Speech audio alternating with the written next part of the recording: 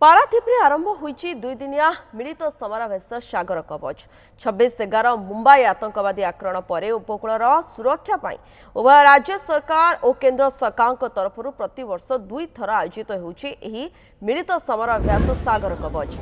चलित वर्षर प्रथम समराभ्यास सागर कवच 1-2 दिन धरी गभीर समुद्र में आरंभ होईचे। मिलित समराभ्यास युद्ध कलाकौशल प्रदर्शन करेंगे 10 रु ऊर्ध्व विभाग। गभीर समुद्र में इंडियन नेवी, कोस्टगार्ड, मत्स्य विभाग और समुद्र कूल मेराइन पुलिस सहित अन्य विभाग सुरक्षा देउछंती। रेड टीम आतंकवादी वेश जलपथर आसी स्थलपथरे प्रवेश कर आक्रमण करने को योजना करेंगे।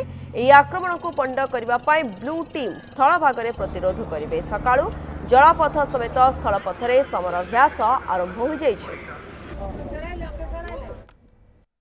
जगतसिंहपुर डिस्ट्रिक्ट रे मेराइन किछि लैंड्स अच्छी तार लाइन हूँ फ्रॉम पुरी टू साउथ रे केन्द्रापड़ा पर्यंत 42 किलोमीटर सी बेस रे कोस्ट गार्ड एवं पुलिस मिसिकी जेहेतु यहाँ गोटे industrial setup industrial vital institutions अच्छी फिशिंग बोट्स अच्छी जेटी अच्छी विभिन्न इंडस्ट्रीज अच्छी से सागर कवच 1/25 यहाँ गोटे मॉक ड्रिल टाइप रोटे प्राक्टिस एक्सरसाइज आरंभ हो मूल लक्ष्य हूँ जिते टेरोरिस्ट माने अटैक करने आमर मेराइन पुलिस और लोकल पुलिस मिसी किपरि प्रिवेंट करी प्रतिहत करी यहाँ हूँ तार ऑब्जेक्टिव मेनली भाइटाल माने इंस्टॉलेशन को सुरक्षा दबा प्लस फिशिंग बॉर्डर लाइन की आमे सुरक्षा दबा।